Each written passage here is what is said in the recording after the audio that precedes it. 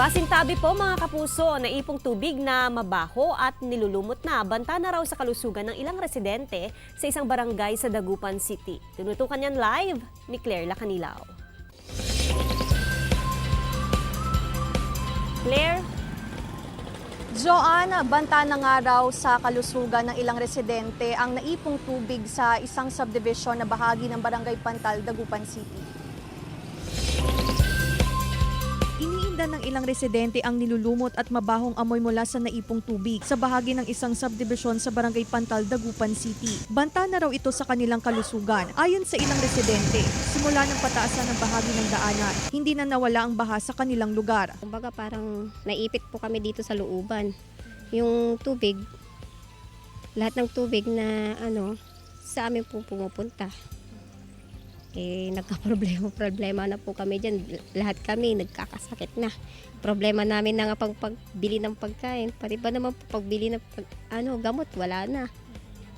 Kaya sana naman po mapansin nila. Maging ang ilang estudyante, hirap ding makadaan dahil sa naipong tubig sa daan. Hindi mo alam kung anong lulusungan mo kasi madumi. Tiniyak naman ng Dagupan City Government na may nakalaan na pondo para sa pagsasaayos ng daanan maging sa drainage system sa lugar. Patuloy rin ang DPWH sa pagsasagawa ng dredging operation sa Pantal River na makatutulong daw na maging maayos ang daluyan ng tubig sa syudad. Tayo ay humingi ng tulong sa DPWH para i-dredge yung river sa likod ng Arellano. Kasi ganun po yan eh.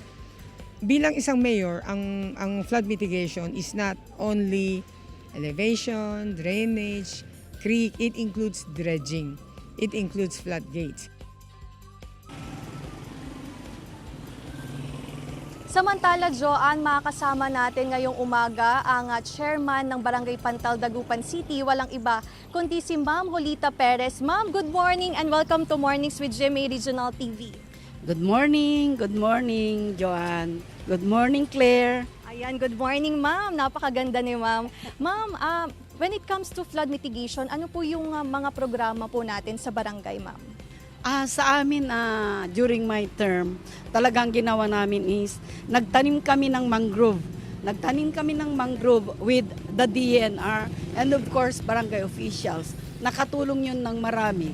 And siyempre, sa tulong din ng DPWH National, Regional, and also the LGUs na ngayon ay ginagawa na yung sa atin doon sa may Arellano, sa A.B. Fernandez, and of course, last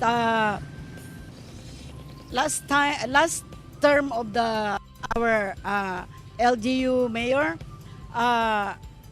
ginawa itong kalsada na ito. And of course, yung si congressman din tumulong sa paggagawa ng dike hanggang doon sa Patalan. Kaya nga dito sa amin sa Barangay Pantal Main, wala na pong baha. Ma'am, dun sa bahagi ng isang subdivision na malapit sa Arellano Street, ano po yung mga solusyon or programa po natin para maiwasan o mabawasan po yung baha dun sa lugar? Like in Pag-asa Village, ang ginawa ko ay coordinated with the LGUs. Sa tulong nila, nagpapirma kami. Pero kaya ngayon ongoing po yung refill at saka pagsisemento. Sisementohin na yun at saka, pero ang problema po, kalahati lang po dahil ang pumirma lang po ay yung may-ari na willing sila na yung lugar na yun ay masemento. Yung sa kabilang niyan, wala po, hindi po pumirma yung may-ari po. So, yun lang po, sad to say, sabi ko nga. Pero ngayon po, ongoing na po yung pagpa-refill ng mga bato, ganun, para, oo. At saka sa I coordinated with the LGU also of Dagupan.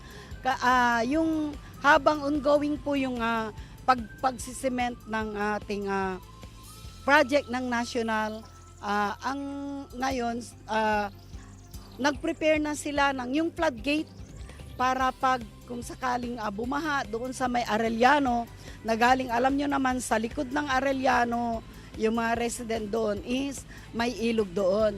So pag tumaas ang ilog, itataas din nila yung floodgate na gagawin doon. Ma'am, ano po yung mga binabantayan po nating sakit na dulot nga po ng baha sa ilang lugar? Ang binabantayan po natin is leptospirosis and dengue. Sabi ko nga sa mga kabarangay ko, pag may ganyan, nandito lang ang barangay para tumulong sa kanila. Lalo na nandito ang aming barangay nurses na masisipag at saka mga BHWs. Okay, ma'am, maraming salamat. Mga kapuso, nakasama natin ang chairman ng Barangay Pantal, Dagupan City. Walang iba, kundi si Ma'am Julita Perez. At yan muna ang latest dito sa Dagupan City, Joanna. Maraming salamat, Claire Lacanilaw.